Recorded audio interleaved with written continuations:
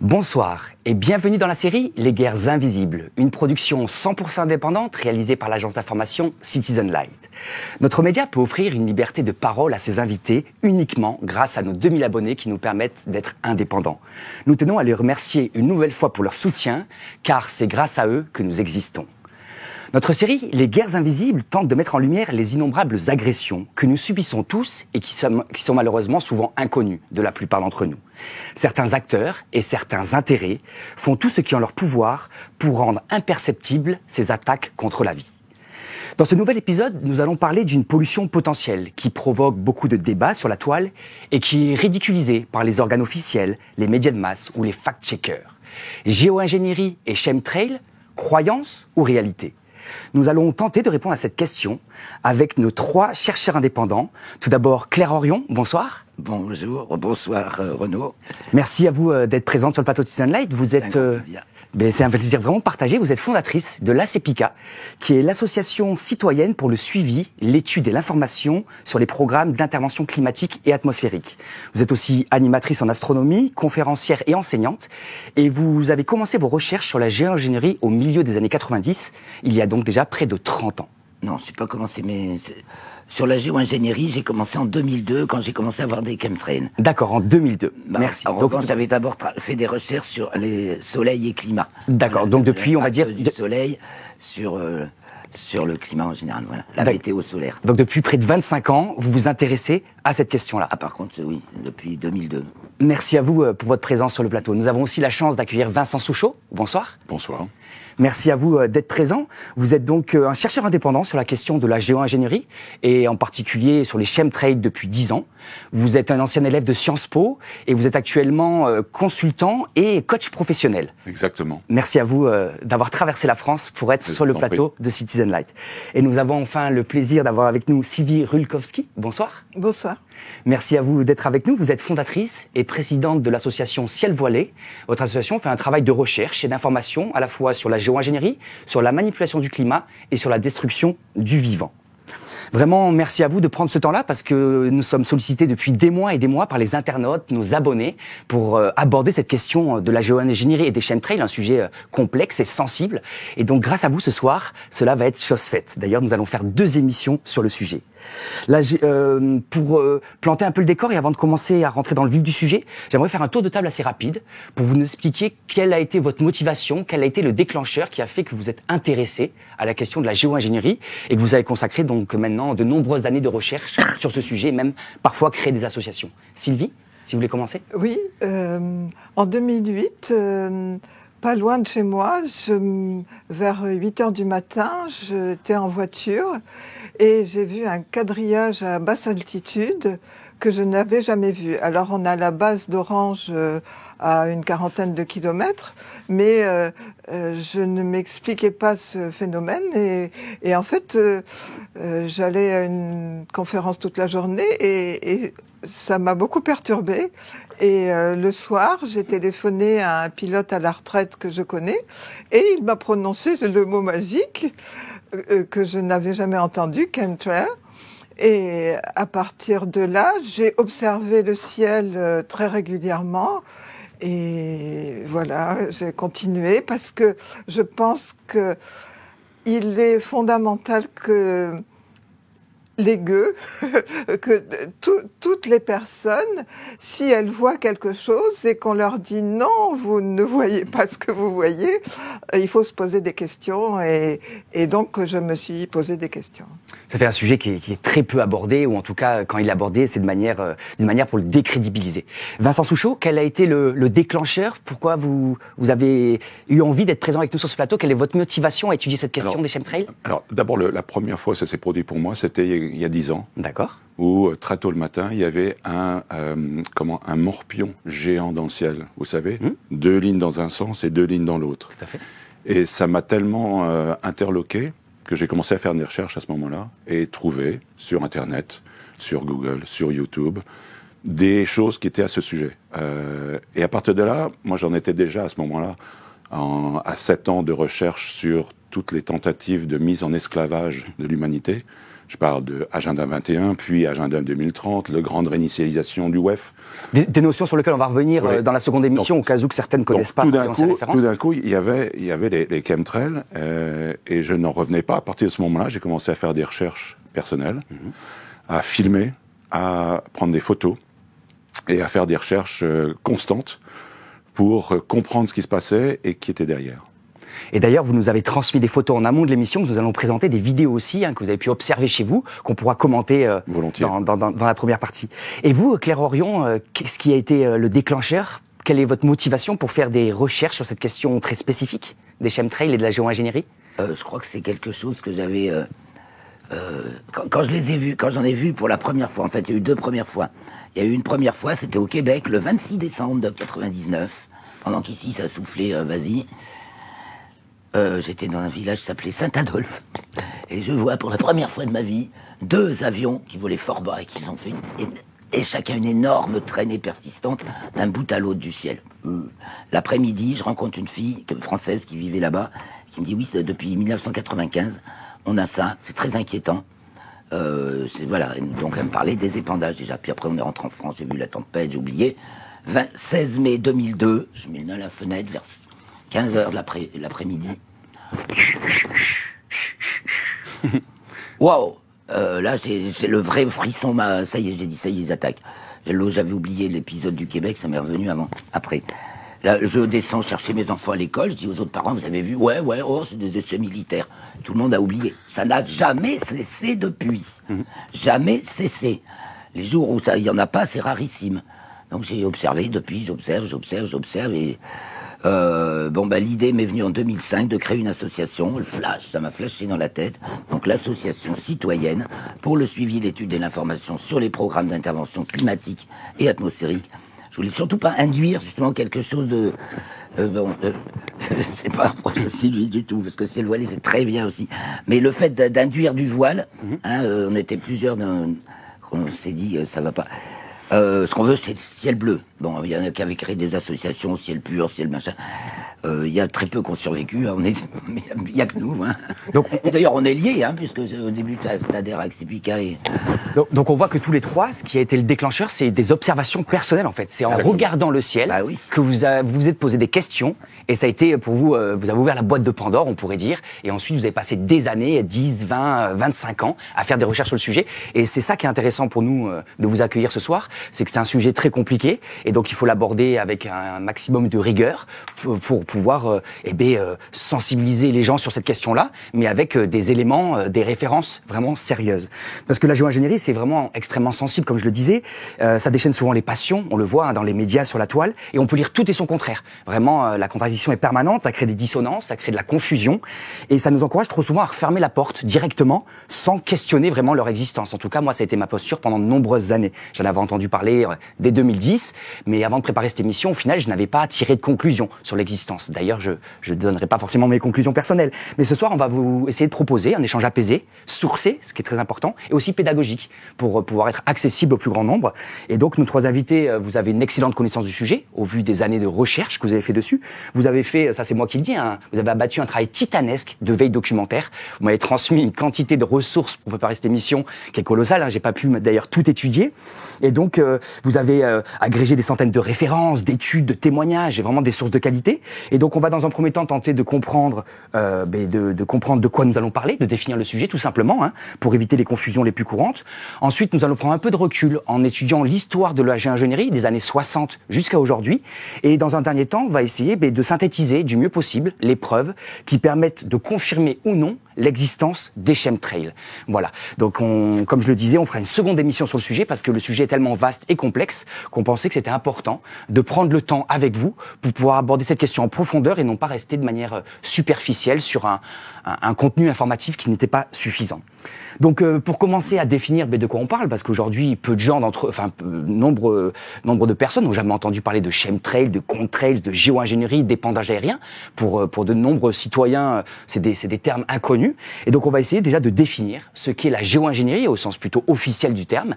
Et pour introduire cette définition, je vous propose de regarder une petite vidéo qui est très courte, qui dure 1 minute, d'un chercheur du CNRS qui s'appelle Olivier Boucher, qui est connu sûrement de vous autour du plateau et peut-être de nombreux internautes. Olivier Boucher qui est interviewé sur Green Letter Club sur YouTube. C'était en mai 2024. Il nous explique la géo-ingénierie, c'est quoi et comment cela fonctionne. Magnéto. La géo-ingénierie, c'est un ensemble de techniques qui visent à modifier le climat de manière intentionnelle et à grande échelle.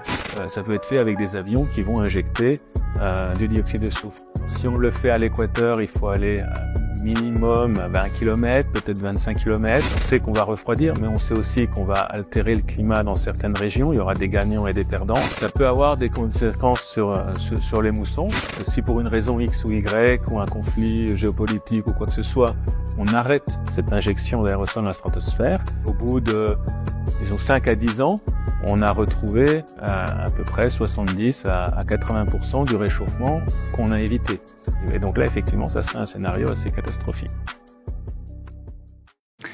Vincent Souchot, que pensez-vous de cette définition de la géo-ingénierie par Olivier Boucher et qu'est-ce que vous aimeriez apporter par rapport à... C'est intéressant, parce que c'est comme un aveu de ce qu'il se passe déjà depuis plusieurs décennies. Ce qui est intéressant aussi, c'est la notion de il y aura des gagnants et des perdants. Enfin, je ne sais pas qui a voté pour ce type de mise en œuvre. Personnellement, je n'ai pas voté, on ne m'a pas sollicité sur la question. Personne. Et donc, ce sont des choses qui sont mises en place depuis très longtemps. Vous avez parlé tout à l'heure des années 60, quand on va remonter donc l'histoire. Mais déjà en 47, en Australie, ils étaient en train de faire des tests. D'accord. Donc, c'est très ancien. Et c'est maintenant 6 jours sur 7 dans notre beau pays.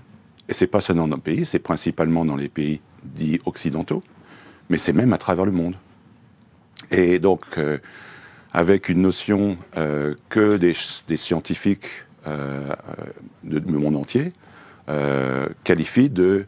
Le but, en fait, c'est le dimming of the sun, c'est-à-dire l'obscurcissement du soleil. Ça, c'est la version officielle. D'accord. C'est-à-dire qu'en 2009, à San Diego, dans une conférence sur la géo-ingénierie, une conférence absolument officielle, un Canadien qui s'appelle David Keefe, qui est de l'université de Harvard. D'ailleurs, on regardera plus tard, mais je vous en prie, continuez, mais une vidéo de lui. Il expliquait que pour lutter contre le réchauffement climatique, il allait falloir épandre 20 millions de tonnes de nanoparticules d'aluminium pendant 20 ans. Et ce sont des produits, donc, alors il suggérait que ce soit de l'aluminium parce que c'est pas très cher et que ça réfléchit beaucoup, donc d'augmenter l'albédo et de renvoyer vers le soleil une partie des rayons du soleil. Et une des personnes qui était dans la salle, au moment des questions, a dit « Mais est-ce que vous avez pensé à quand même réfléchir aux conséquences pour le vivant ?» Et puis il a dit « Oui, alors David Keefe, quand il est mis en difficulté, il parle à une vitesse extraordinaire au point qu'on n'en comprend pas ce qu'il dit.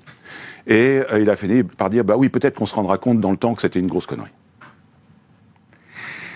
D'accord, merci beaucoup pour ces précisions. Et vous, Sylvie, vous pensez quoi de cette définition? Et d'ailleurs peut-être expliquer aux auditeurs que cette technique, donc cette stratégie de géo-ingénierie, s'inscrit donc par rapport au narratif officiel dans les enjeux du réchauffement climatique, où on nous parle depuis plusieurs décennies maintenant de réduire les gaz à effet de serre, les émissions à effet de serre.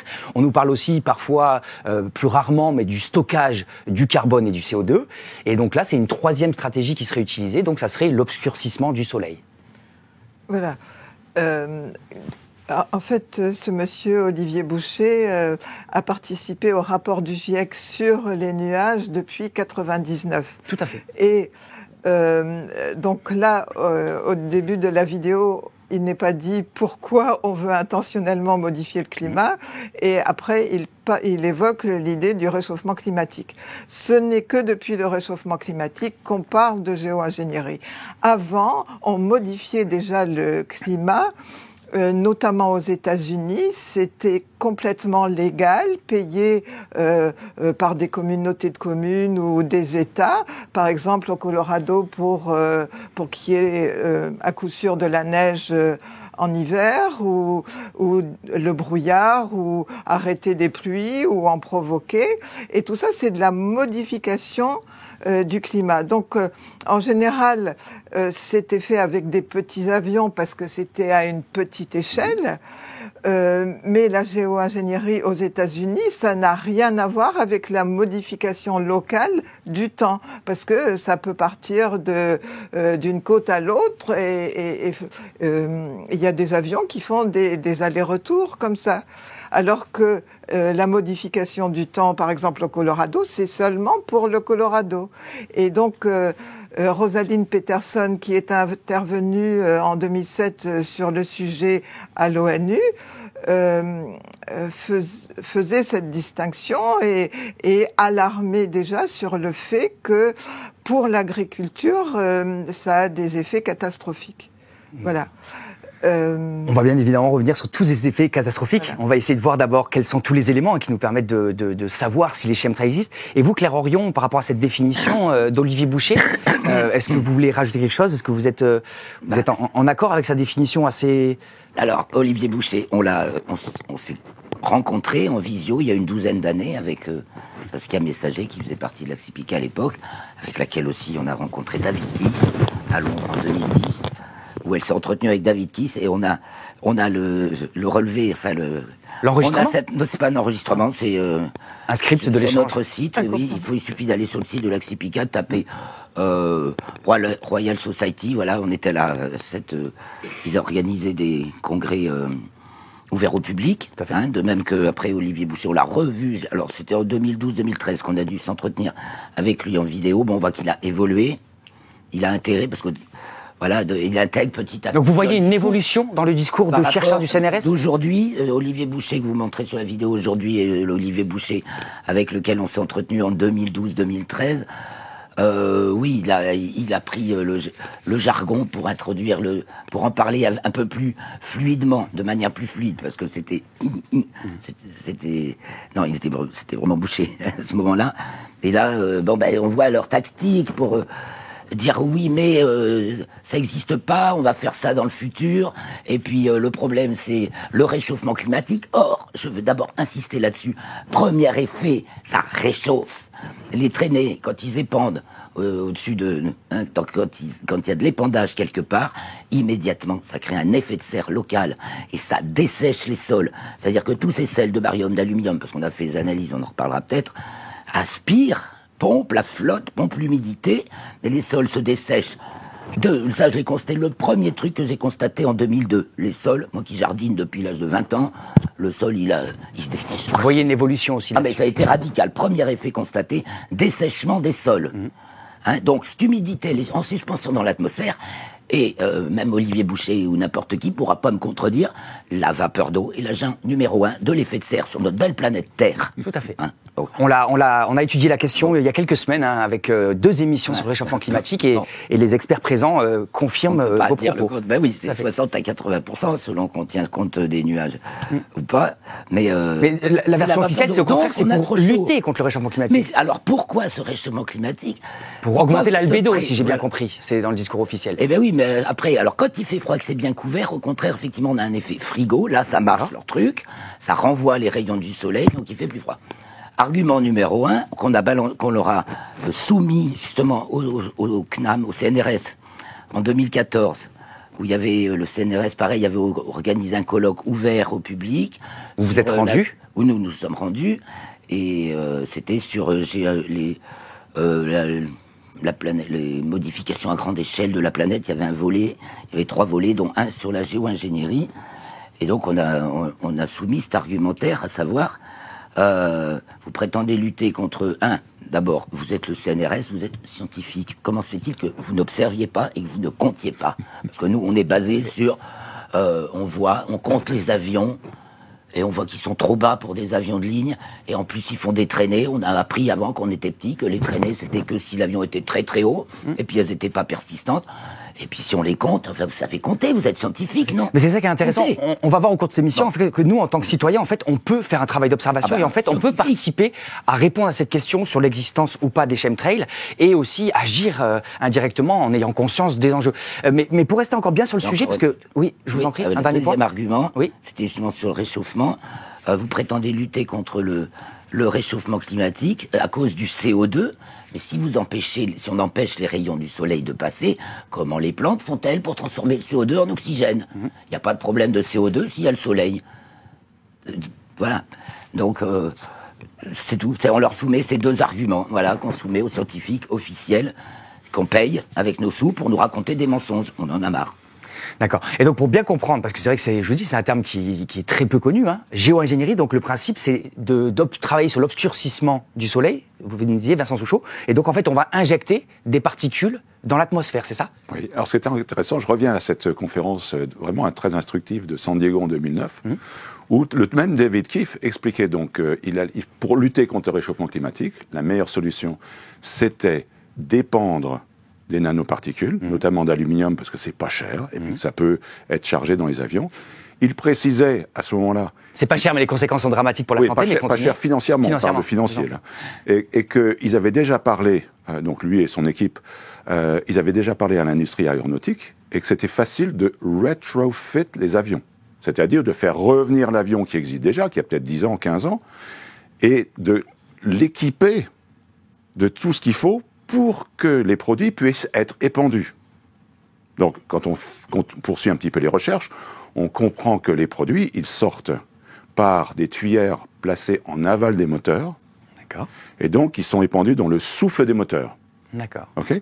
Donc, voilà. Donc, c'était la position de David Keefe, qui a participé à des tas de conférences depuis. Lui, Ken Caldera, Hamilton, c'est toute une équipe, qui d'ailleurs était présent dans une émission d'Arte qui s'appelle Les Apprentis Sorciers du Climat, qui curieusement nous parlait de l'historique, de la volonté d'être maître du climat depuis le siècle dernier, et même le siècle d'avant, mais qui s'arrêtait dans les années 1990. On ne parle pas de ce qui se passe depuis 25 ans. Donc, l'idée, c'est d'épandre des nanoparticules. Alors, ce qu'on a constaté, et on y reviendra tout à l'heure, parce qu'il y a des tas d'analyses qui ont été faites par des laboratoires indépendants, c'est quoi ? C'est de l'oxyde d'aluminium en quantité gigantesque. C'est du barium, c'est du strontium, c'est du manganèse. Du soufre ? Du soufre. Donc c'est absolument affolant. Ce sont des choses, notamment, un grand nombre de celles-là, de ces choses, on ne les trouve même pas dans la nature.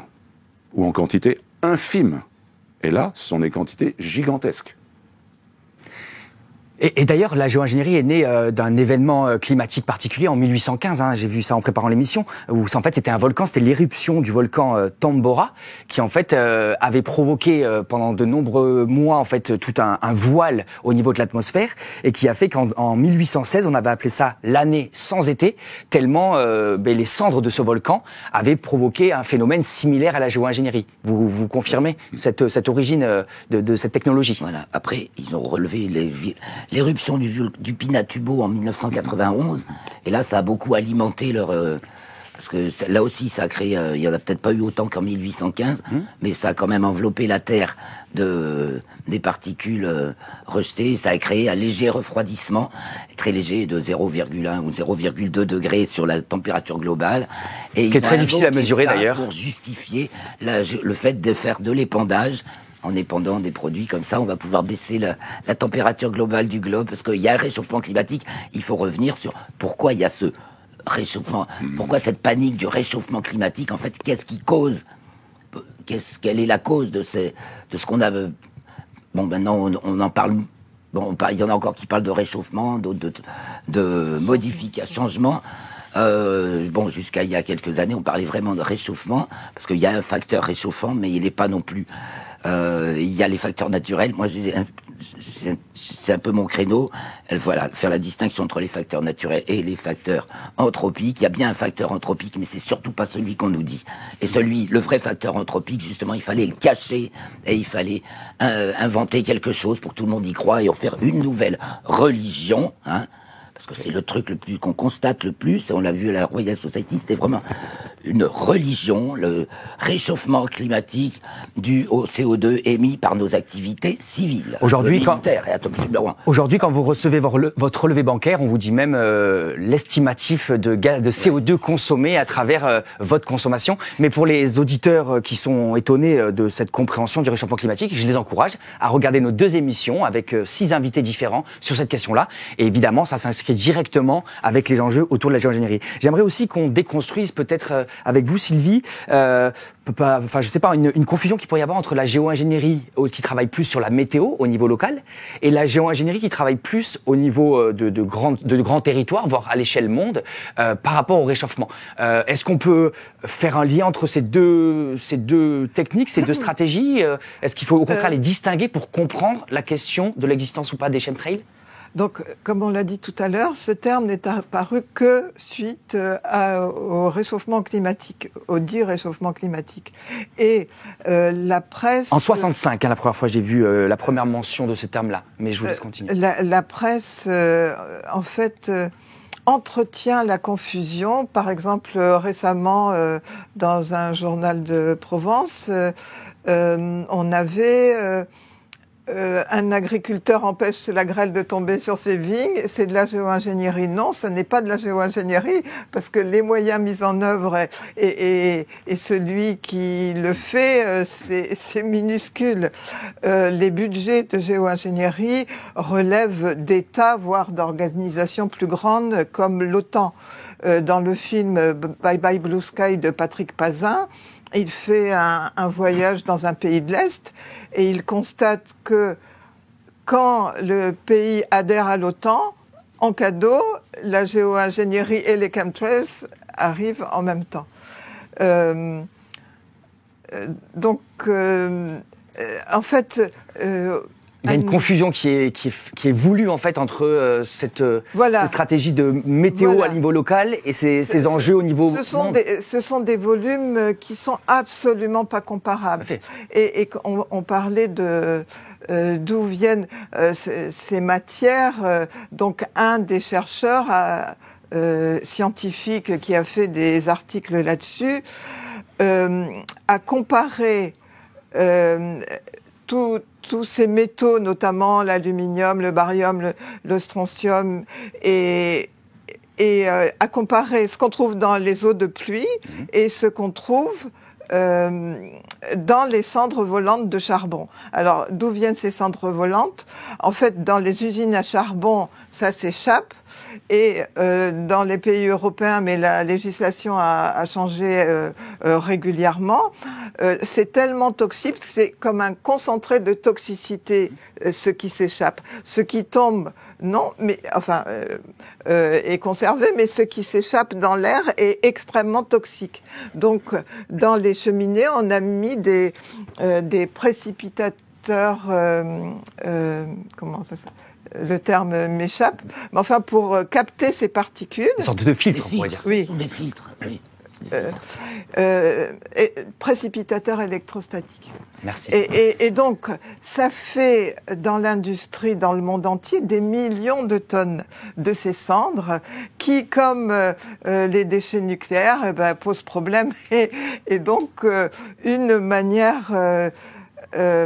apparemment, parce que c'est extrêmement toxique, cette poudre à respirer est extrêmement toxique. Et donc, c'est probablement une manière de réutiliser des déchets de l'industrie. Des déchets industriels. Et d'ailleurs, il ne faut pas du tout comprendre à travers cette émission et opposer la pollution atmosphérique liée au transport, liée à l'industrie, liée aux centrales thermiques, etc., qui en fait se cumulent avec cette pollution potentielle qu'on va essayer de décortiquer ensemble au cours des 2 émissions. Et juste un autre exemple... moi, j'habite dans le sud et un jour à Paris, on a alterné la circulation des voitures parce que c'était trop pollué. Et en une demi-heure, j'ai regardé sur Flight Radar, il y avait au moins une trentaine d'avions qui faisaient des allers-retours sur Paris et probablement quand un avion part d'un aéroport pour aller à un autre en ligne droite et avec le minimum de dépenses, on suppose que c'est un avion normal, mais quand il fait des allers-retours, il y a vraiment un problème. Et donc, de dire que la pollution, notamment des villes, vient, bien sûr que c'est un facteur très important, les voitures, mais c'est faux. C'est faux. Compléter. On n'a pas fini pour les analyses. C'est faux dans le sens que j'ai du mal à comprendre. Je veux dire, on n'a pas à opposer les uns. En fait, une pollution ne s'oppose pas forcément à l'autre, elle s'additionne. Voilà, donc, elle s'additionne, oui. Ok, là, c'était par rapport à cet exemple précis de pollution sur Paris. Pour vous, c'était plus lié à des enjeux de d'épandage qu'à des enjeux de conditions précisément sur le sol, l'industrie ou le transport parisien. Voilà. D'accord. Et juste Flight Radar, pour les gens qui ne connaissent pas, vous pouvez en dire un mot ? Donc, Flight Radar a beaucoup évolué ces dernières années.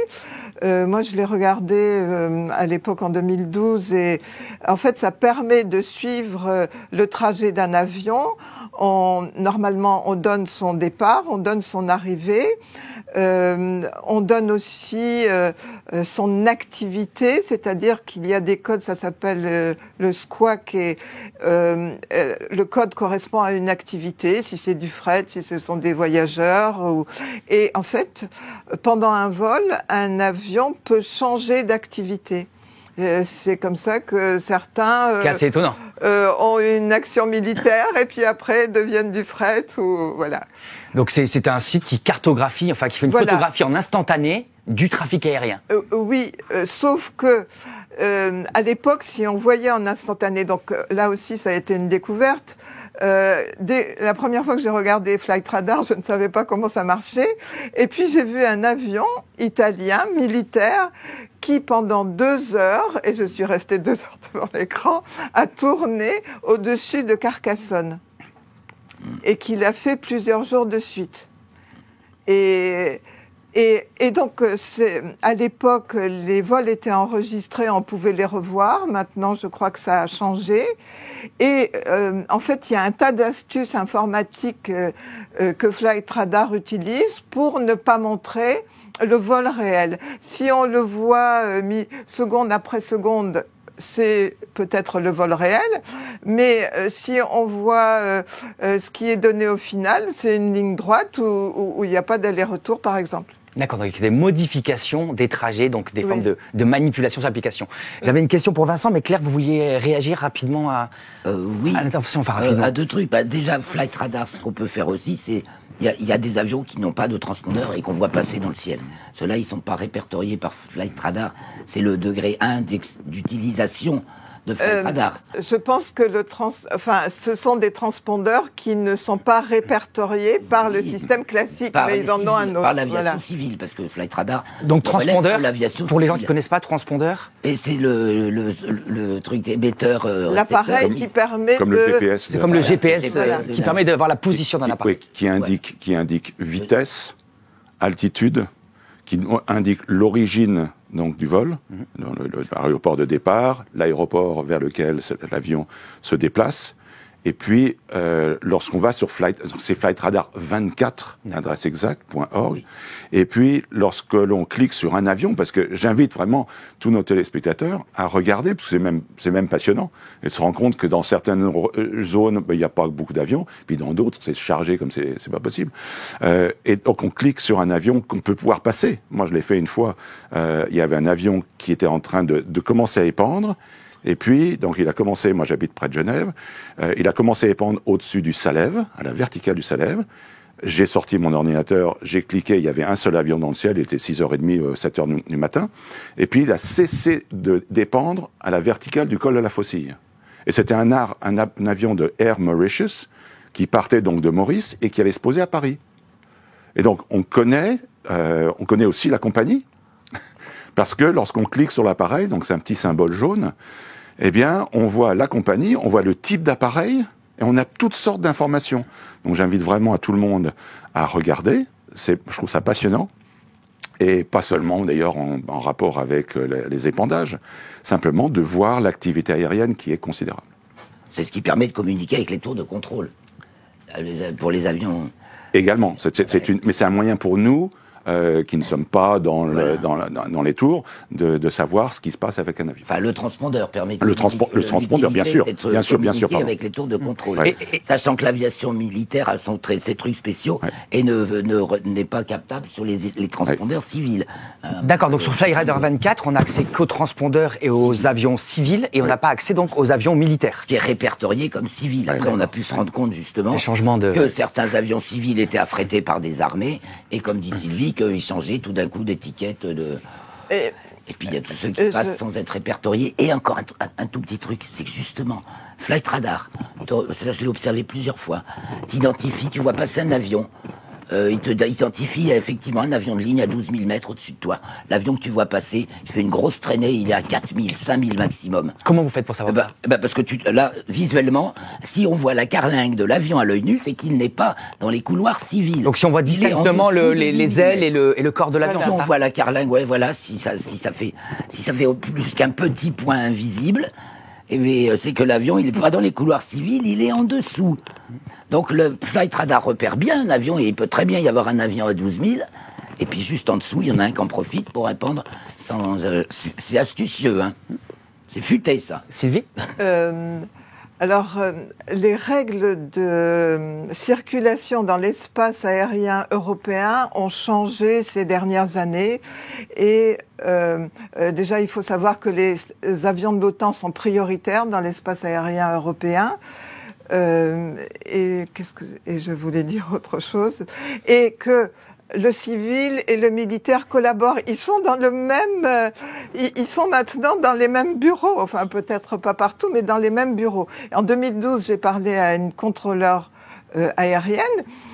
Il faut qu'on se rende compte que le contrôleur aérien, c'est pas celui qui voit l'avion dehors. Il travaille sur écran.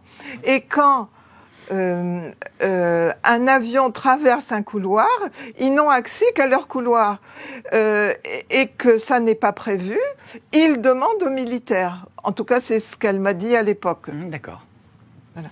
Il y a un truc sur lequel je voulais revenir, parce je crois qu'on a un peu zappé sur les analyses. Tu as commencé à parler des analyses de Marvin Erdon, sans tout expliquer. Oui, mais on va peut-être les développer un peu plus tard, les analyses. Voilà, parce que c'est important comme ça nous permet de prendre étape après étape, parce que j'ai encore 2-3 questions générales pour bien comprendre de quoi on parle. Donc là, ce que vous nous dites, ça serait à la fois pratiqué, la géo-ingénierie serait pratiquée à la fois par les avions civils et à la fois par les avions militaires, selon vos observations et vos recherches. Absolument. Tout ce qui vole est réquisitionné. D'accord. Parce que certains nous expliquent, par exemple, c'est plus compliqué sur des avions civils. J'ai eu la chance d'avoir des pilotes de ligne au téléphone, parce qu'ils nous expliquent que s'il y aurait ces, comment vous avez dit, ces tuyères proches des extractions des moteurs, cela a besoin d'être validé, on va dire, par tout un processus de contrôle, parce qu'aujourd'hui, vous connaissez bien toutes les normes et tous les organes de contrôle qui existent, et dans l'aéronautique en particulier. Et donc, certains pilotes me disaient, oui, mais normalement, nous, si notre appareil il est modifié, on devrait être au courant, il devrait y avoir donc des notes techniques avec des normes, avec des contrôleurs techniques qui viennent les valider, et avec des équipements dédiés qui permettraient donc d'intégrer ces particules ou ces liquides dans lesquels il y aurait les particules. Donc vous, qu'est-ce que vous pensez face à ça, cette validation, on va dire, par des organes techniques? Alors ça, c'est très difficile à dire, à moins d'être de la partie, travailler dans l'industrie aéronautique ou avec les compagnies aériennes ou avec les pilotes. J'ai eu des conversations avec des pilotes, pour eux, ça n'existe pas. Les pilotes en activité, ça n'existe pas. En tout cas, ceux auxquels j'ai parlé. Ce qui est certain, la première chose importante pour moi, on en a parlé, vous en avez parlé au tout début, c'est l'observation. L'observation, elle est indiscutable.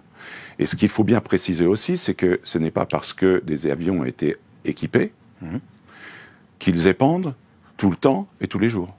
C'est-à-dire que le même avion civil, de compagnie aérienne, mais vraiment de grand renom, aujourd'hui, elle va peut-être épandre au-dessus de Paris, et peut-être demain, le même vol a lieu, et elle n'épand pas.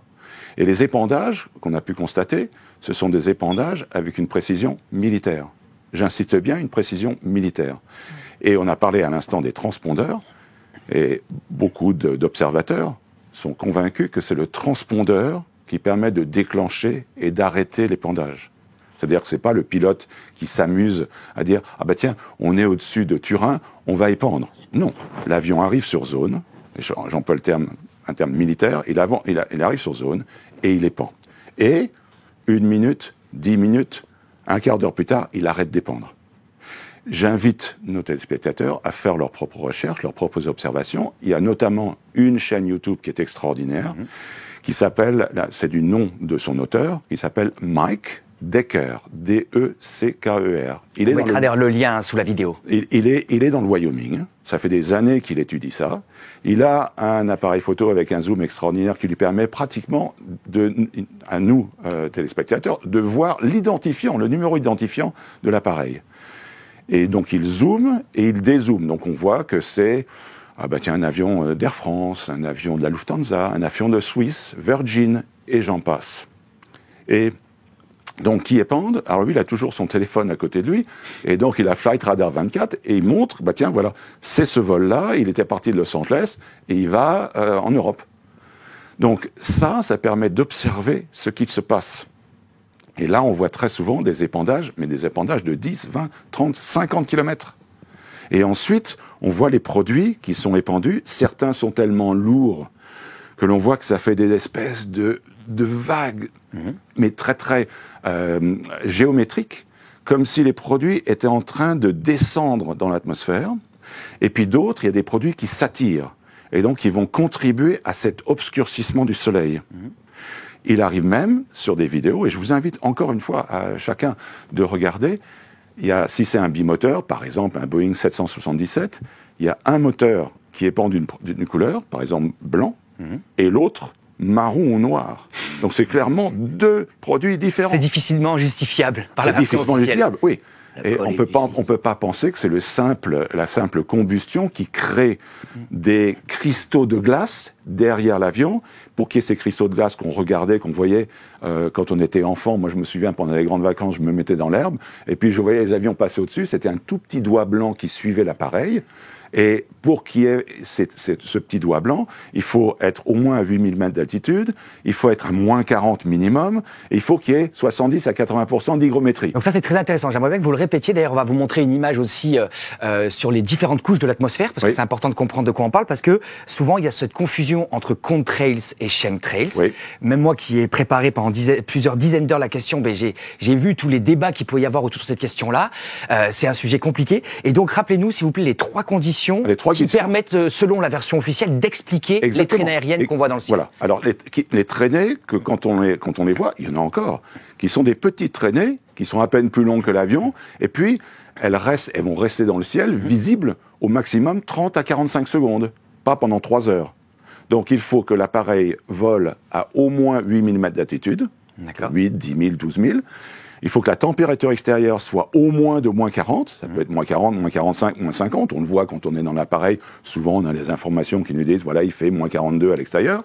Et puis la troisième condition, c'est l'hygrométrie, c'est-à-dire la densité, la quantité d'eau dans l'air, et il faut que ce soit à moins 70% ou 80% minimum. D'accord. Voilà. Et donc ces conditions-là réunies font une toute petite traînée, mais pas ce que les personnes qui dénoncent ce qui est en train de se passer depuis des décennies, c'est-à-dire des chemtrails, c'est-à-dire ce qui vient de l'anglais chemical trail, c'est-à-dire des traînées chimiques délibérées qui n'ont rien à voir avec l'atmosphère et les conditions normales dans le ciel. Et donc ces traînées, on le constate souvent, elles vont rester dans le ciel pendant 10 minutes, pendant 40 minutes, pendant 3 heures. Le matin, on se lève, le ciel bleu magnifique à 6h30. Et puis, il y a un avion qui passe. Et puis un deuxième, qui ont épandu des traînées. Puis un troisième, puis un quatrième. Et puis à 9h, tout d'un coup, le ciel s'obscurcit. Ça continue comme ça pendant la journée. Tout d'un coup, le ciel est totalement obscurci. Et puis ça se dépose, ça se diffuse. Et l'après-midi, je parle parce que je l'ai vu des tas de fois. Quand je dis des tas de fois, c'est des dizaines de fois. Et ça recommence vers 4h, 5h de l'après-midi. Même topo. Le ciel était à nouveau bleu. Et puis, il y a un avion qui passe, un deuxième. Souvent, c'est sur la même route. Ils se succèdent ou ils volent en parallèle. Et le ciel, à nouveau, est totalement obscurci. Ça me fait penser à 2 questions quand j'écoute Vincent Souchot, je vais vous laisser répondre. La première, c'est comment vous argumentez le fait que ces traînées, donc que vous considérez comme des chemtrails et non des contrails, restent longtemps dans le temps, plusieurs minutes, il ne reste pas que quelques minutes dans le temps, mais il reste plusieurs dizaines de minutes, voire plusieurs heures, parce que certains pilotes affirment que des traînées de condensation classiques pourraient rester plusieurs heures. Donc ça, c'est ma première question pour vous, Sylvie. Et la deuxième, pour vous, Claire, c'est si on voit des avions donc qui ne respectent pas les conditions des plus de 8000 mètres d'altitude. Donc, vous le disiez, on peut voir des avions, on voit la carlingue, on voit distinctement les ailes, donc ils sont plutôt à 4, 5 ou 6 000. Quel est l'argument officiel pour pouvoir justifier que c'est encore des contraintes, alors que les conditions, il n'y a pas d'argument? Ils n'ont pas d'argument. Parce qu'ils croient qu'on n'est pas capable d'évaluer l'altitude des avions.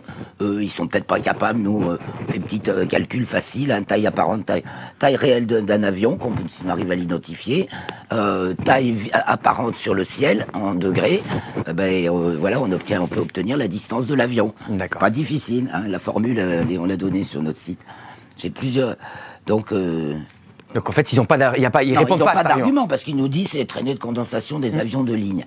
Alors c'est archivé ce qu'il dit Vincent, seulement maintenant l'atmosphère elle est tellement chargée en particules que même la simple traînée de condensation d'un avion de ligne peut arriver plus facilement qu'autrefois. Sans doute. Il faut bien noter aussi que ça, c'est vrai, les traînées sont beaucoup plus visibles quand la pression atmosphérique baisse et elles sont très peu visibles quand elles montent. Autrefois, la traînée de condensation, on ne pouvait la voir que en condition que la pression baissait. Or maintenant, il y a des fois, on prend des traînées, des chemtrails. Alors qu'il fait jour pendant plusieurs jours, il fait beau pendant plusieurs jours. On voit des petites traînées, on voit beaucoup d'avions, mais des petites traînées, on dit, c'est que des traînées de condensation. Non, la pression monte. Donc les traînées sont courtes, mais les produits sont épandus quand même. Et puis, des fois, quand la pression baisse, là, ça nous fait les grosses tartines, là, comme on a sur les images, quoi. Alors aussi, à propos ce qui est monté dans les avions, moi je suis de la région de Toulouse, j'ai eu plusieurs retours de monteurs des chaînes d'avions. Et dans les années 90, depuis les années 90, on fait monter des petits boîtiers qu'on rajoute discretos avec juste des petites sorties qu'on rajoute sur les avions quand ils reviennent à l'entretien, là. On peut lancer un appel, d'ailleurs, s'il y a des mécaniciens, des gens qui travaillent dans des ateliers, chez Airbus ou ailleurs, qui pourraient venir témoigner sur le plateau. Oui. Tout à fait. Et Sylvie, par rapport à l'argument de la durée d'une traînée de condensation naturelle qui durait plusieurs dizaines de minutes ou plusieurs heures, qui est dans la version officielle, vous, qu'est-ce que vous répondez à cet argument? Il y a plusieurs documents vidéo, notamment des témoignages de pilotes en 2015 en Californie, disant que c'est quelqu'un qui a 30 ans ou 40 ans d'expérience de pilote et que les traînées de condensation disparaissent rapidement et que si ça ne disparaît pas, ce n'est pas une traînée de condensation. On a aussi un témoignage, je crois, dans Bye Bye Blue Sky. Beaucoup, non. Il faut voir que les pilotes signent des clauses de confidentialité. Donc, parler, ça veut dire ne plus travailler. Et donc, ils se prononceront pas forcément, mais les quelques-uns qui étaient à la retraite ou qui ont osé le faire disent bien que une traînée de condensation ne perdure pas des heures. D'accord. Comme Vincent a parlé d'un site très intéressant, il y a un site YouTube, une chaîne YouTube qui s'appelle Enrico Giannini, et donc c'est un employé, il travaille sur l'aéroport de Malpensa en Italie, et lui a donné énormément de détails puisque depuis 2005, je crois, il essaie de comprendre et il est au contact de ces avions. Et donc, il explique qu'avant, on chargeait l'avion davantage à la fin pour qu'il soit plus stable dans les turbulences. Et donc, il est légèrement relevé, c'est-à-dire que le poids à l'arrière est plus important que le poids à l'avant. Et que depuis ces épandages, c'est l'inverse qui se passe et on ne leur dit pas ce qui est mis. Et apparemment, selon lui, le mélange, il y aurait des containers d'eau pour les toilettes, ils mettent des containers d'eau pour les toilettes, et à côté un container de poudre, et que le mélange se fasse dans l'avion. D'accord. Et il a constaté, on le voit dans ses vidéos, à plusieurs reprises, de l'eau sous sous l'avion, ce qui normalement devrait faire bondir le pilote, mais ils acceptent, même si c'est pas normal pour un vol. Quoi dire d'autre aussi? Il a constaté que les transformations, les buses ou les tuyères, en fait, étaient faites de façon artisanale au début, et que maintenant, les avions sortent tout faits avec ces installations. D'accord. Et donc, on va revenir sur l'histoire un peu de la géo-ingénierie, mais quel serait l'objectif direct ou indirect, en fait, de ces pratiques-là? Il y a la version officielle. On voit que la géo-ingénierie n'est officiellement pas réalisée à grande échelle. En tout cas, c'est ce qui est dans le discours qu'on peut entendre d'Olivier Boucher ou d'autres chercheurs. Pour vous, quels seraient les objectifs de la mise en œuvre de ces épandages? Alors, lorsqu'on pointe du doigt des traînées dans le ciel, lorsqu'on se promène à l'extérieur et qu'on parle à des gens, c'est la première question qui est posée. C'est-à-dire qu'on dit « Regardez !» Et puis, qu'est-ce que c'est? C'est les avions. Il y a même des gens qui disent « Regardez, c'est joli !» Et puis, on leur dit « Oui, mais c'est pas normal. Regardez la traînée, elle commence ici, et puis, l'avion, il vient d'arrêter d'épandre là. C'est pas normal. » Alors c'est quoi? Ils sont en train d'épandre des produits qui sont pas forcément bons pour nous. Et la première question ou la remarque qui est faite à ce moment-là, c'est pourquoi ils feraient ça? Et c'est vraiment le sujet essentiel. Et eux-mêmes seraient touchés. Et eux-mêmes seraient touchés, eux et leur famille. Alors, il faut savoir que officiellement, ils ne le font pas. Officiellement, ils ne le font pas. On a vu M. Boucher tout à l'heure, et à chaque fois qu'il y a une interview, David Keefe, Calcaterra, Hamilton et les autres, ils ne le font pas.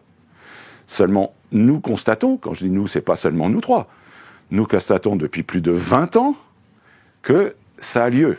Et c'est même beaucoup plus longtemps que ça. Moi, je regardais un documentaire qui n'avait rien à voir avec tout ça, des années 70, 1970 exactement, à Milan, où on voit une traînée dans le ciel. Et une traînée vraiment solide. Donc, c'est très ancien. Donc, ils disent qu'ils ne le font pas, mais qu'il va falloir le faire. Il va falloir le faire pour lutter contre le réchauffement climatique. Alors là, je crois qu'il faut insister aussi sur cette notion, parce que... Il prépare de plus en plus les esprits, on le voit dans les médias. Il y a un effort de normalisation, notamment depuis 2017. Ça a commencé avec le Harvard Group. C'est extraordinaire, donc lié à l'université de Harvard, où ils expliquaient qu'il va falloir le faire, et parce que ça va être bien pour l'humanité, parce que vous comprenez, le réchauffement climatique. Bon. Si on remonte un petit peu dans le temps, dans les années 60, il y a eu la création du Club de Rome. Là aussi, j'invite nos téléspectateurs à faire leur propre recherche, aller voir qu'est-ce que c'est que le Club de Rome. TF1, France 2 et les autres n'en parlent pas du Club de Rome. Ce serait important de regarder. Le Club de Rome a été créé en 68, officiellement, et puis ça a été relié notamment au rapport Meadows, les limites à la croissance, début des années 70, où qu'est-ce qu'on constate? C'est qu'ils disent, voilà, la planète, elle est trop petite pour subvenir aux besoins de toute cette population qui est d'une croissance galopante. Il va falloir limiter tout ça, c'est une approche très malthusienne.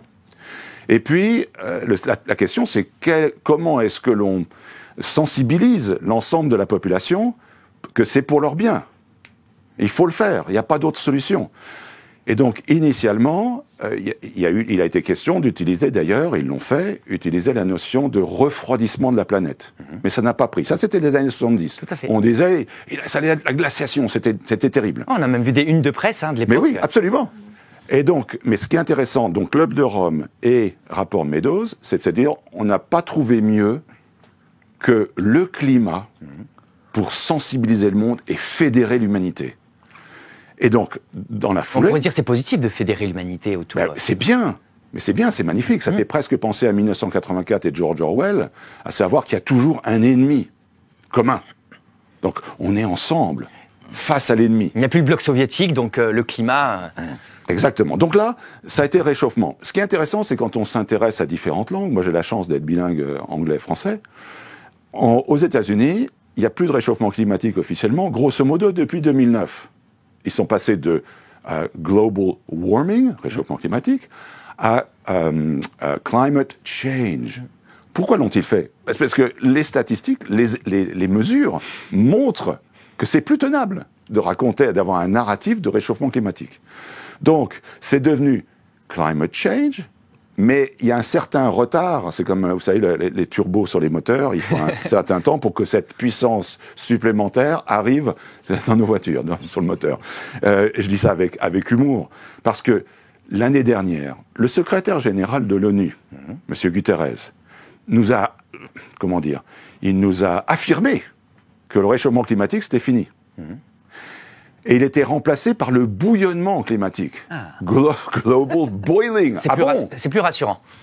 C'est incroyable. Donc, pour justifier leurs actions, parce que là, c'est là que c'est intéressant et qu'il est important de connecter les points, qui est l'expression que j'emprunte à David Icke, David Icke, I-C-K-E, qui depuis 35 ans écrit des livres sur ce sujet. Sur ce sujet et des tas d'autres, mais surtout de la mise en esclavage de l'humanité. À partir du moment où on veut noyer son chien, on l'accuse de la rage. Et on dit, il va y avoir des solutions, il va y avoir un vaccin contre la rage, ça va être super. L'idée, c'est le lien, c'est réchauffement climatique. La responsabilité, c'est nous tous, à cause de nos voitures, nos chauffages, etc. Donc, il faut contrevenir. Ça veut dire quoi? Ça veut dire épandre dans le ciel, c'est multiforme. Ça va être de chauffer seulement à 19 degrés. Ça va être aussi de limiter nos déplacements. Ça va être aussi, à la limite, limiter tellement d'être dans des villes de 15 minutes. C'est-à-dire, on n'aurait plus le droit de circuler, bien sûr, sans voiture, mais surtout 15 minutes de rayon où il y a tout ce qu'il faut dans la ville, et on se déplace 15 minutes en vélo ou à pied. Donc, c'est ça qui est en train de se passer. Et comme le disait fort justement Claire tout à l'heure, c'est que dépendre comme ça des produits, ça permet de justifier. Parce que tout d'un coup, on dit le CO2, le CO2. CO2, c'est quand même incroyable. C'est 0,0422, grosso modo, en ce moment, % de l'atmosphère. C'est pour ça qu'ils parlent en ppm, c'est des millions c'est 422 parties par million. Bien. Donc, c'est pas très gros. C'est pas énorme comme rapport. En dessous de 200, le CO2, c'est la nourriture naturelle des plantes. Dans les serres, on injecte du CO2 pour que les plantes se développent mieux et plus vite. À moins de 200 ppm, il n'y a plus de plantes sur Terre, il n'y a plus de vie humaine. Donc quand on entend, et je me permets là je parle longtemps, mais quand on nous dit l'objectif c'est net carbone en 2050, ça veut dire net de nous. Mort. C'est-à-dire qu'on n'est plus là. Parce que les conditions essentielles pour vivre ne seront plus là. Elles auront été supprimées. On va pouvoir voir aussi cette dimension plus globale qu'il y a derrière la géo-ingénierie, mais j'aimerais encore qu'on continue parce que c'est vraiment un sujet compliqué. Moi, je vous dis, j'ai passé beaucoup d'heures à préparer cette émission et je suis passé en permanence dans des hésitations à me dire ça existe, ça n'existe pas, parce qu'il y a tellement de contradictions. C'est pas simple en fait, vraiment, qu'on n'a pas fait 10 ou 20 ans de recherche sur le sujet, qu'on n'a pas lu les articles et vu les témoignages que vous avez vus. C'est important vraiment de donner un maximum d'éléments aux auditeurs pour leur permettre de comprendre ce danger, et que c'est une existence malheureusement qui est plus que probable. Et donc j'aimerais qu'on revienne sur des événements historiques. Je ne sais pas lesquels vous voulez citer, chacun à tour de rôle, mais j'aimerais qu'on revienne chacun sur un ou deux événements clés au cours des années, au cours du XXe siècle ou plus récemment même. Vous parliez par exemple de la Royal Society. J'aimerais qu'on parle de grands événements qui sont un peu des dates importantes et qui démontrent en fait que cette question-là, elle est centrale, qu'elle est débattue, qu'il y a eu des expériences concrètes. On parle souvent du Vietnam. Donc je ne sais pas, Sylvie, si vous voulez commencer sur des événements historiques qui vous paraissent importants à partager, des rapports, je sais aussi que vous m'aviez envoyé en 78 aux États-Unis sur des expériences, des éléments libres à vous de me partager des éléments qui vous paraissent les plus importants. Oui. Ou certains en tout cas. Oui. Il existe sur ce sujet un site internet qui s'appelle Geoengineering Watch et qui a plus de 60 millions de vues et qui existe de longue date. Donc c'est quelqu'un qui habite en Californie qui s'appelle Dan Wigington. Et la Californie a été touchée de plein fouet par ces manipulations, notamment il y a eu des périodes de sécheresse terribles alors qu'elle est au bord de l'océan. Et donc, les précipitations étaient bloquées et ne rentrait pas sur les terres. Et plusieurs plaisantaient en disant même Wall Street est au courant qu'on bloque l'entrée de l'eau sur l'océan pour la Californie. Et donc, par exemple, Rosalind Peterson était aussi de Californie, une des premières à alerter sur les dégâts, la sécheresse, tu en as parlé. Qu'est-ce qu'on peut donner comme... Ah oui, et donc, sur le site de Dan Wigington, il a retrouvé au Sénat américain, dans les archives, 3 associations de la côte Est qui ont témoigné en 78 des dégâts des épandages à l'époque pour, paraît-il, améliorer l'agriculture à l'iodure d'argent. Alors il faut savoir que ça a des conséquences sur la santé terribles, que par exemple Dubaï utilise plutôt maintenant des lasers pour éviter ces produits chimiques-là.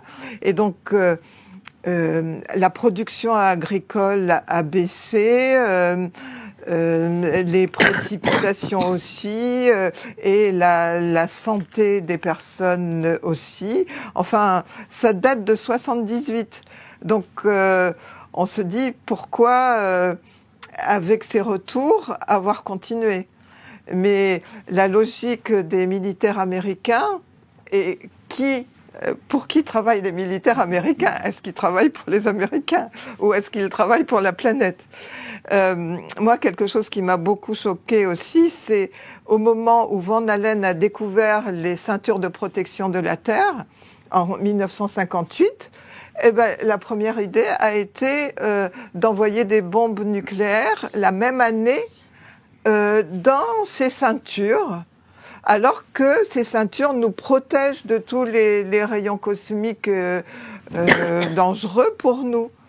Et donc, en fait, cette idée de « oh ben on va essayer et puis on verra bien ce que ça donne », ça a continué avec, par exemple, HAARP.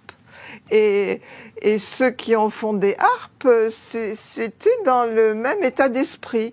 Alors, à chaque fois, on choisit des lieux un peu loin de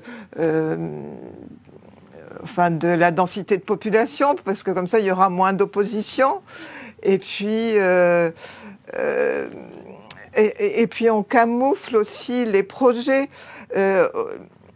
Pour HAARP, par exemple, c'est une toute petite société qui a obtenu ce contrat. Pourquoi? Parce qu'elle avait les brevets de Eastland. Eastland qui s'est inspiré des travaux de Tesla. Et c'était presque le 5e de son chiffre d'affaires annuel. Et on ne comprenait pas pourquoi cette petite société, qui s'appelle Apti, a obtenu ce contrat. Et elle a été rachetée par une autre, un peu plus grosse, et encore une autre, et à chaque fois qui sont spécialisés dans les contrats secrets avec l'État.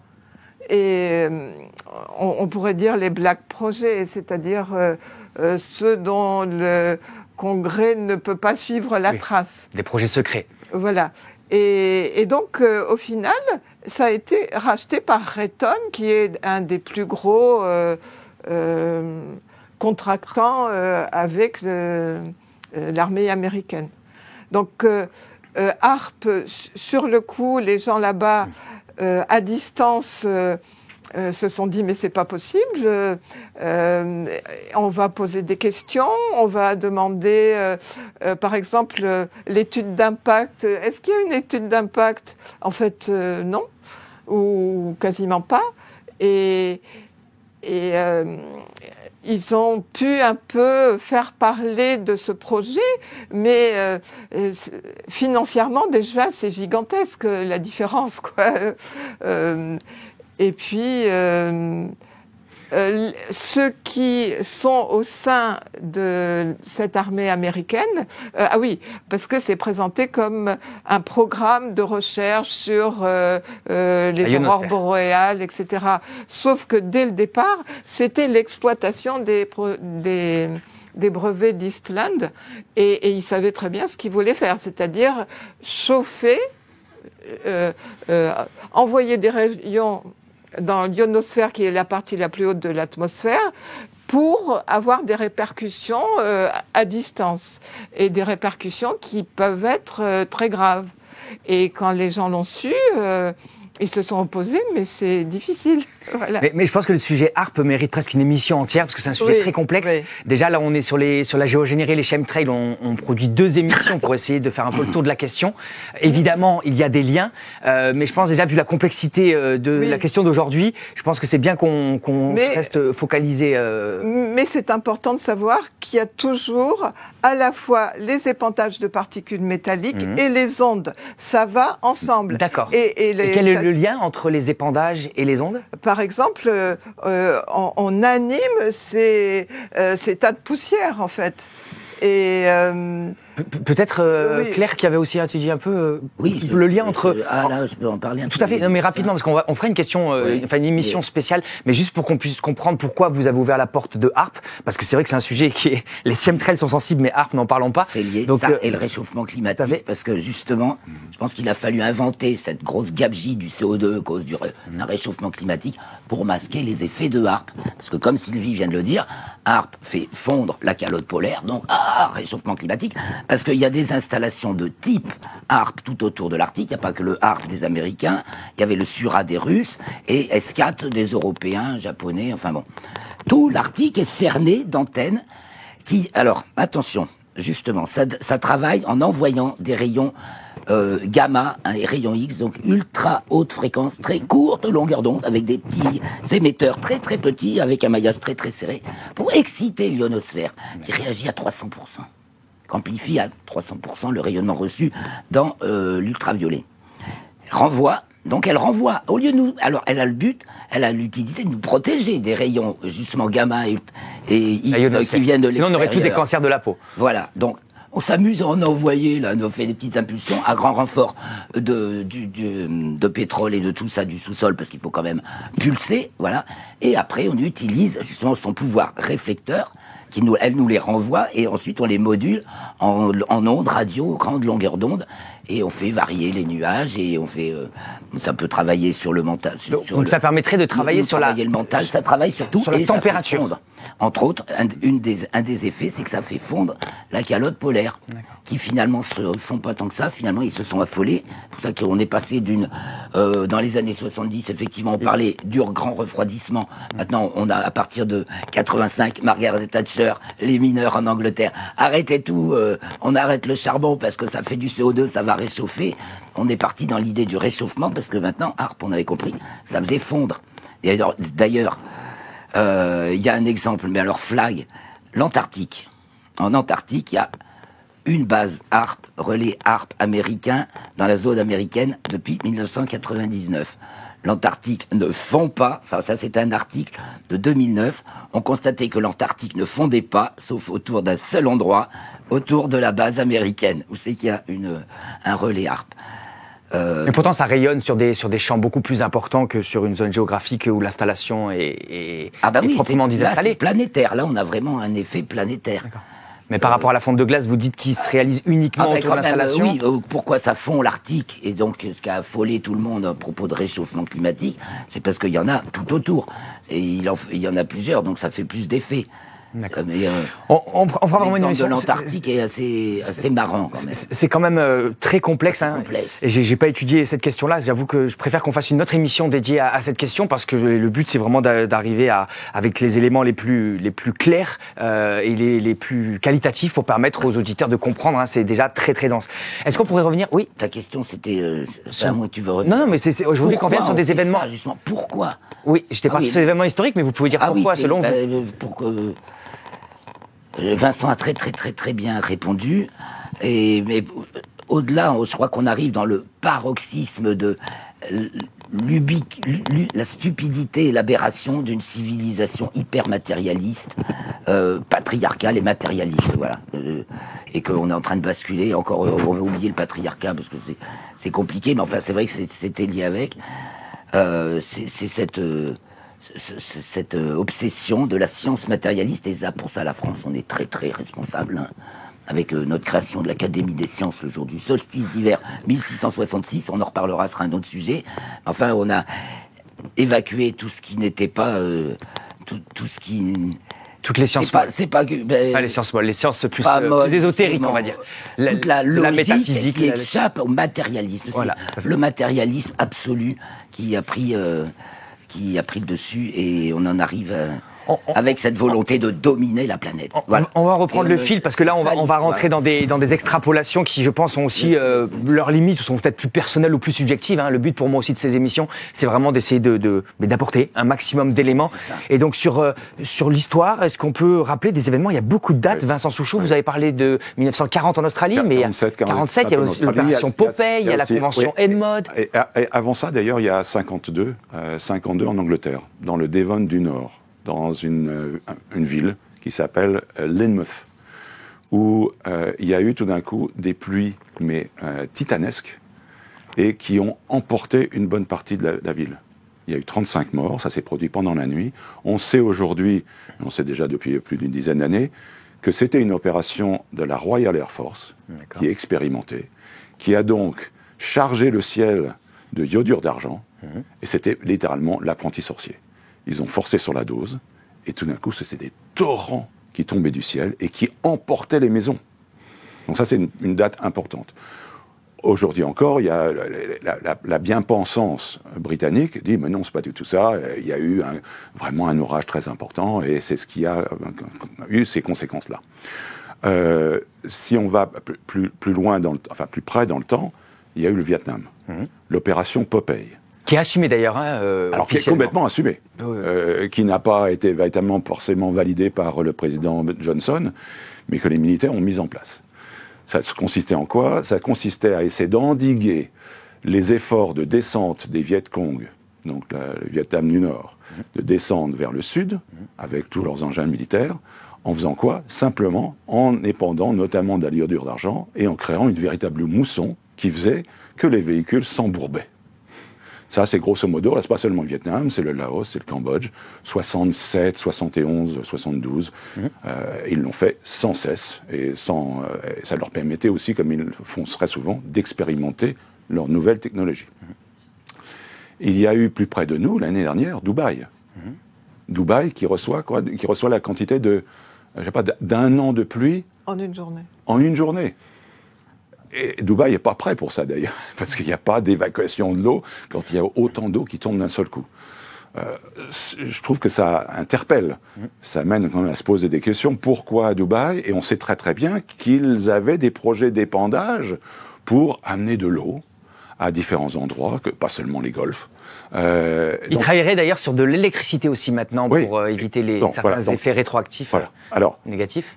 Ce qui est intéressant, là je fais un aparté seulement pour le pourquoi derrière tout ça, encore une fois, c'est pour forcer l'humanité à vivre différemment, en nous disant, regardez les catastrophes naturelles, regardez ce qui se passe, il pleut à Dubaï pendant une journée, c'est la quantité de pluie d'1 an ou 2 ans. Regardez ce qui se passe récemment en Espagne, catastrophique. Et ça permet à l'ONU et au Forum de Davos de dire, regardez, il y a de plus en plus d'incendies. Maui, à Hawaï, là, à Los Angeles. Intéressant d'ailleurs, je fais un aparté là aussi. Les maisons sont transformées en 5 cm de poussière blanche. Les voitures fondent. Les jantes, les pneus qui sont vulcanisés, les vitres n'existent absolument plus. Mais en revanche, la poubelle qui est en plastique, qui était devant la maison, elle n'a rien. Je ferme la parenthèse. C'est important d'avoir un esprit critique, de cesser de regarder la télévision et de faire ses propres recherches. Donc tout ça, ces dates-là, ce sont des dates clés de catastrophes qui sont orchestrées et qui ne sont pas naturelles du tout, pour justifier des mesures de privation de liberté et de vie très très différentes. Mais là, vous avez ouvert la porte aussi des technologies qu'on appelle les armes à énergie dirigée. Oui. Et on fera potentiellement une émission Oui. sur cette thématique-là, parce qu'on a la chance aussi d'avoir dans notre réseau des gens qui ont étudié le 11 septembre 2001 Oui. et qui ont travaillé précisément sur cette question des armes à énergie dirigée. Peut-être aussi, face au discours qui nous dit que ça n'existe pas, c'est intéressant de rappeler la convention ENMOD de 1976, qui peut-être vous voulez en dire un mot, Oui. Sylvie? En fait, suite à la guerre du Vietnam et à ses excès, c'est-à-dire d'employer l'environnement comme arme, les Russes ont L'environnement comme arme. Hein. Vous Oui. imaginez, les mots sont forts. Je vous laisse continuer, mais Oui. juste pour relever l'environnement comme arme. Les Russes ont demandé qu'un traité soit signé pour que ça ne se reproduise pas. Or, comme souvent, l'intitulé du traité qui est ENMOD, ça veut dire protéger l'environnement et ne pas l'utiliser comme une arme quand c'est pour des pratiques hostiles. Mais n'est pas exclu la pratique Dans un cadre pacifique. dans un cadre pacifique. Article 3, article 1. Et donc, en fait, autorisé. ce traité, selon Marvin Herndon, qui a travaillé avec d'autres, dit le contraire de ce qu'il annonce. Enfin, autorise le contraire de ce qu'il annonce et oblige des pays à accepter des modifications du temps, du climat. Voilà, parce que c'est dans un cadre pacifique. Et donc voilà comment on en arrive à la guerre secrète contre les peuples. On peut faire la guerre à la planète tout entière en l'empoisonnant par le ciel et d'autres moyens. Mais si c'est dans un cadre pacifique, il n'y a pas de problème. C'est la guerre secrète contre les peuples. Ouais. Donc, il faut savoir, dans ENMOD, il est interdit d'épandre sur ses propres populations, mais pas sur les autres populations. On marche sur la tête. On marche sur la tête. Dans un autre traité des 5 yeux, Five Eyes, en fait, c'est pareil. On n'a pas le droit d'espionner dans son pays, mais on peut aller espionner dans les autres pays des 5 yeux.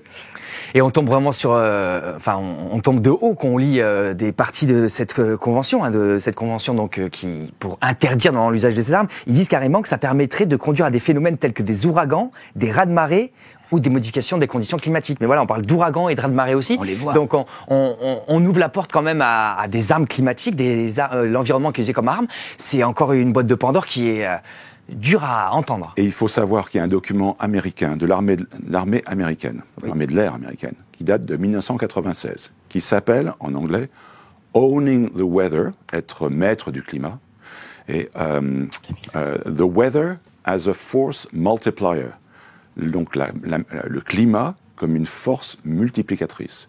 Ce document, on peut le trouver sur Google, je vous invite à le regarder. Il est en anglais, il n'a pas été traduit à ma connaissance, mais il est prodigieux, parce qu'il explique, donc les intentions, c'est véritablement d'être maître du climat, et ça indique justement les possibilités de provoquer non seulement des intempéries mais considérables, mais aussi de déclencher des tremblements de terre, des ouragans, et ça c'est quelque chose de fondamental.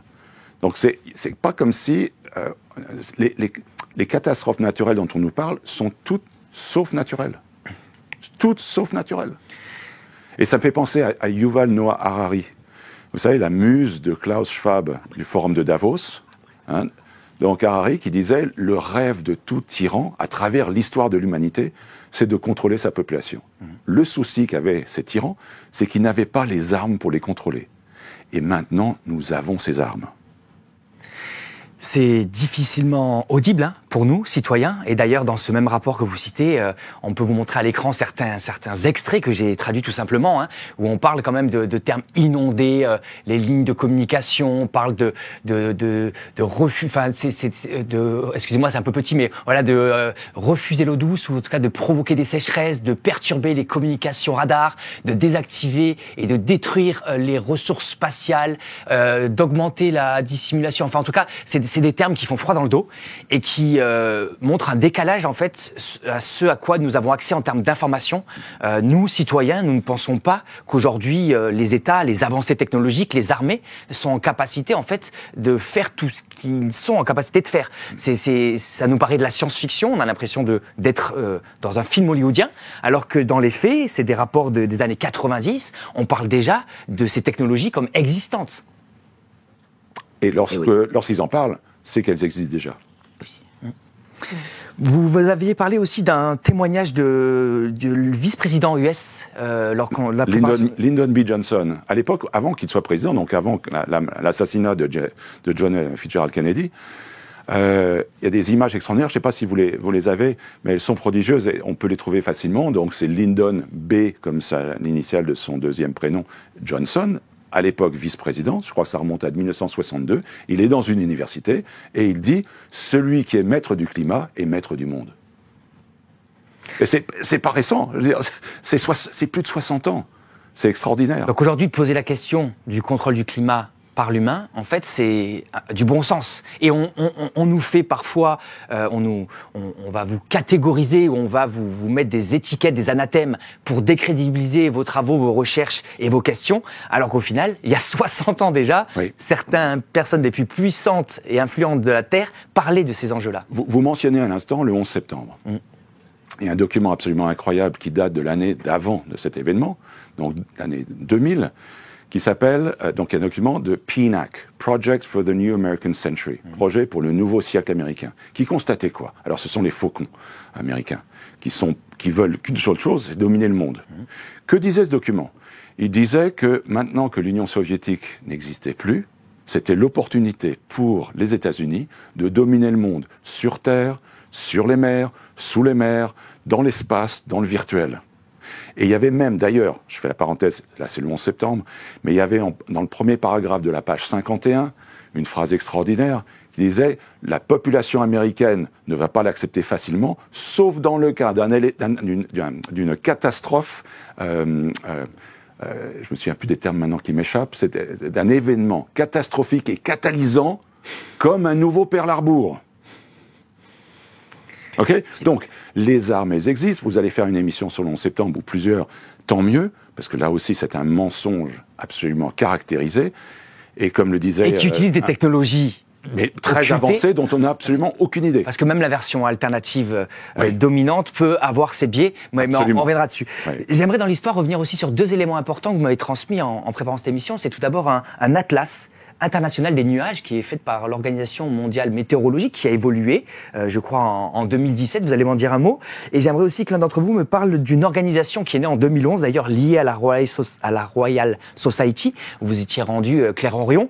Une organisation qui s'appelle la Solar Radiation Management Government Initiative, SRM, l'acronyme, qui est en fait tout simplement un organe international qui légifère, qui réfléchit et qui gère sur la gestion du ciel. Donc je sais pas qui veut... Pour le deuxième. Je vous en prie. En fait, quand on va sur leur site et qu'on regarde partenaires, actuellement, on trouve surtout des pays africains. Mais à l'époque, c'était, et aussi trouvé par Dan Wigington, c'était surtout la Croix-Rouge, le WWF et Greenpeace qui participaient. En fait... tous ceux qui travaillent sur la géo-ingénierie disent que c'est dangereux, disent qu'il faut une éthique dans ce domaine, que en théorie ce n'est pas le plus fort qui devrait voler les nuages du voisin. Une belle apparence. Voilà, mais dans la réalité... c'est pas ce qui se passe, et tous les projets, même ceux par exemple financés par la Commission européenne, je pense à EU-TRACE qui date de quelques années, ont pour but de modifier le refus de l'opinion publique de ces techniques. En fait, comment modeler l'opinion publique pour qu'elle accepte? Donc, pour qu'elle accepte, il faut qu'elle ait peur. Et pour qu'elle ait peur, on fait le nécessaire. En fait, c'est vraiment les mêmes processus qui sont utilisés en permanence, on se rend compte. Peut-être un mot sur le nouvel atlas de l'Organisation mondiale météorologique. C'est quand même intéressant de relever qu'il y a des nouveaux nuages qui sont apparus. L'atlas le plus ancien, enfin le plus récent par rapport à 2017, c'est celui de 1986. Et dans cet atlas de 1986, on recensait les nuages que l'on a connus et qu'on a appris à l'école primaire. Les cumulus, les stratocumulus, les cirrus, etc. En 2017, l'OMM, qui fait partie de l'ONU et qui est basée à Genève, curieusement, ils sortent une mise à jour. Pourquoi pas, après tout, le monde change, hein, et ça paraît louable, ça permet aussi de justifier leur existence. Je fais un aparté d'ailleurs, le GIEC dépend de l'OMM, l'Organisation mondiale de la météo. Ah bon? Je ferme la parenthèse, oui. Je savais pas. Donc, le même OMM donc, nous fournit un nouvel atlas des nuages et fait apparaître 12 nouveaux nuages. Ils sortent d'un chapeau de prestidigitateur, ou plutôt d'un chapeau de scientifique. Et il y a notamment un de ces nuages, vous les voyez ici, je pense en arrière-plan du studio, ce sont des grandes traînées persistantes. Eh bien, comment les ont-ils appelés? Ils ont employé un terme latin, c'est Homo genitus, c'est-à-dire man-made, c'est-à-dire fait par l'homme, CQFD. Waouh. Vous parliez du GIEC, on en a parlé à plusieurs reprises. Le GIEC, déjà dans ses rapports depuis 1995, parle de géo-ingénierie et on voit que le discours est de plus en plus dans une promotion, on va dire. À l'époque, c'était plutôt critique. Maintenant, il y a une promotion, on pourrait dire, de la géo-ingénierie par le GIEC? Je veux bien en parler un petit peu. Je vous en prie. Alors, moi, en 2003, j'ai commencé à me chercher là-dessus. Je suis tombé sur un rapport d'Aaron Rousseau, un des vidéos, qui parlait de justement le début de l'histoire du GIEC, donc qui est vraiment un organisme créé sur une volonté politique pour cautionner la cause du réchauffement climatique dû au CO2 émis exclusivement par nos activités civiles. Il faut bien préciser. Tout à fait. Anthropique. Oui. Et Ça raison. la première équipe de scientifiques, qui étaient des très bons scientifiques, n'ont pas conclu à un réchauffement climatique dû au CO2 émis par nos anthropiques. Anthropique civil, hein, les militaires n'existent pas. Alors que ce sont les plus gros pollueurs. C'est quand même eux qui font le plus gros. Si on veut. Bon. Et donc, le rapport a été tronqué.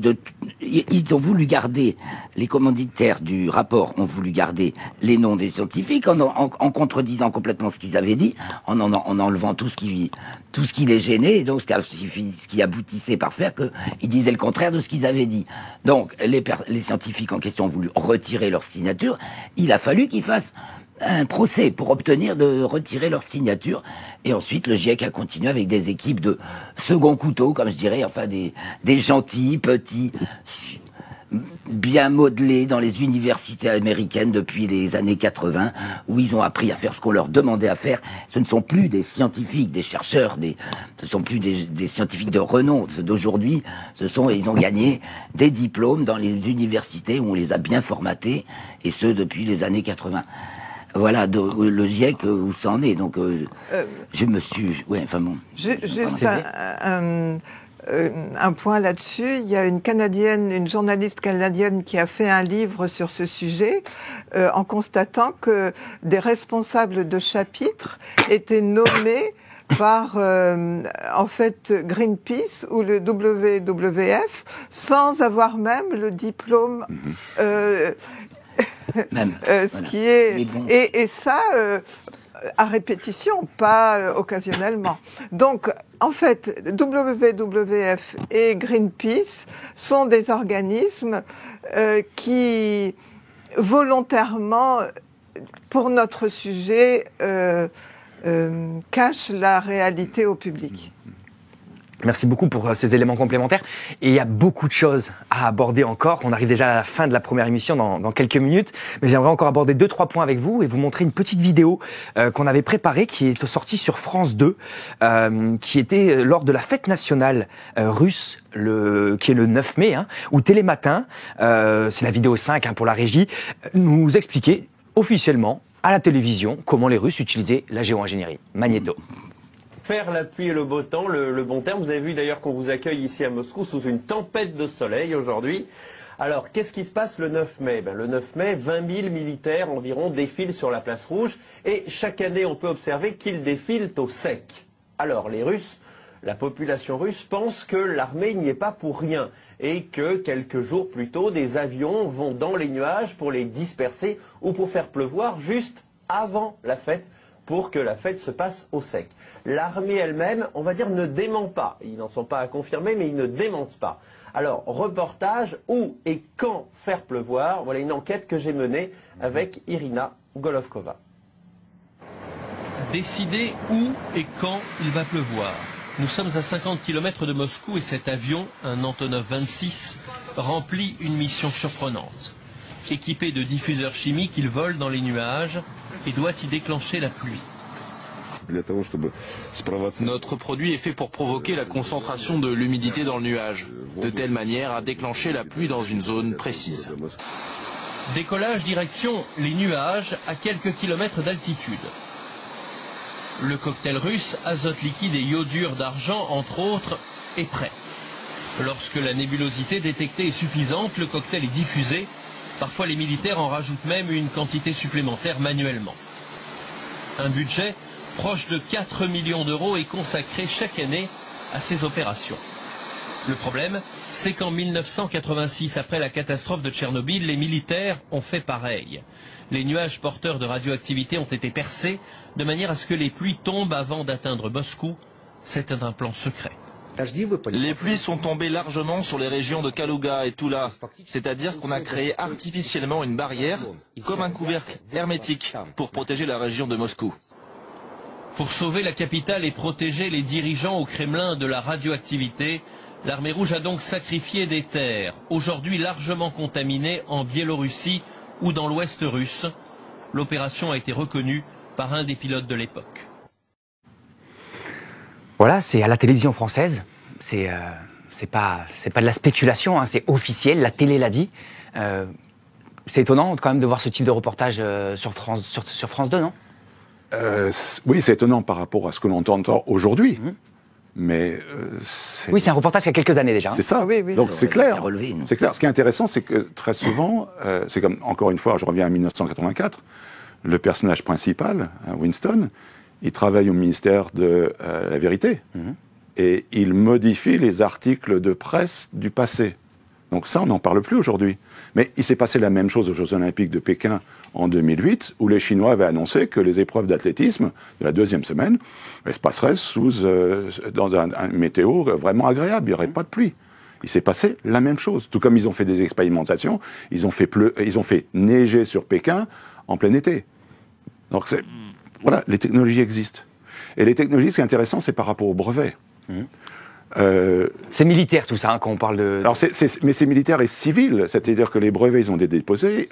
Pour ce qui nous concerne à la géo-ingénierie aérienne, un des plus connus et des plus importants, c'est le projet Welsbach, W-E-L-S-B-A-C-H. Il a été déposé en 90, il a été validé et enregistré en 91 par Hughes Aircraft. Hughes Aircraft, maintenant, appartient à Raytheon, auquel Sylvie faisait référence. C'est un des géants du complexe militaro-industriel américain. Bien. Qu'est-ce qu'il disait ? Il disait, afin de lutter contre le réchauffement climatique, épandre des produits réfléchissants pour augmenter l'albédo et renvoyer une partie des rayons du Soleil vers le Soleil. Il suffit. Alors, là, encore une fois, si on va sur Geoengineering Watch, donc .org, comment s'appelle-t-il ? Dane Wigington. Toute la liste de brevets sont listés. Mais alors, c'est des dizaines et des dizaines de brevets. Il y en a un autre sur lequel j'aimerais revenir, mettre l'accent. C'est un brevet plus récent pour faire en sorte que les contrails, les traînées de condensation ne soient plus visibles. Ah bon ? Alors, est-ce que là, encore une fois, on ne nous roulerait pas dans la farine ? C'est-à-dire que on a dit tout à l'heure, et c'est évident, que les traînées de condensation classiques, celles qu'on voyait dans les années 60 et qu'on voit encore de temps en temps, qui durent 30 secondes, 45 secondes max derrière l'appareil, alors ça, on veut les supprimer ? Non. Celles qui veulent supprimer, les traînées qui veulent supprimer, c'est celles que vous avez derrière nous dans le studio, à l'écran, qui sont des traînées qui vont durer longtemps. Donc comment est-ce qu'ils prétendent le faire, et peut-être le font-ils déjà d'ailleurs, c'est difficile de le savoir, c'est par des ultrasons qui sont installés sur les appareils et qui feraient que la traînée disparaîtrait. Alors, pour l'instant, en tout cas dans nos contrées, ils n'y arrivent pas trop, hein, parce que ça, on constate des traînées comme ça 6 jours sur 7. Je voudrais dire sur ce sujet que Google a fait une vidéo en disant qu'ils allaient proposer aux entreprises aéronautiques un logiciel justement pour limiter les traînées de condensation. Dans une démarche de protéger la planète. Voilà. Bienveillante. Il faut savoir aussi que la nouvelle technologie des avions, les moteurs turbofan, c'est la nouvelle génération de réacteurs, ils ne peuvent pas créer de traînées de condensation. C'est-à-dire que le flux de l'air à travers le moteur fait que maintenant, il n'y a plus les petits doigts blancs que l'on voyait et que l'on voit encore de temps en temps dans le ciel derrière l'appareil. Et il y a peut-être aussi moins de rejets parce que les moteurs de nouvelle génération doivent avoir des performances et des rendements qui fait que les particules et la combustion provoquent moins de rejets. Exactement. Il y a encore beaucoup d'éléments à voir, mais on a la chance de se retrouver la semaine prochaine parce que vous avez travaillé sur beaucoup de constats visuels, d'observations, vous avez fait de nombreuses analyses en laboratoire, vous avez de nombreux témoignages aussi à nous apporter.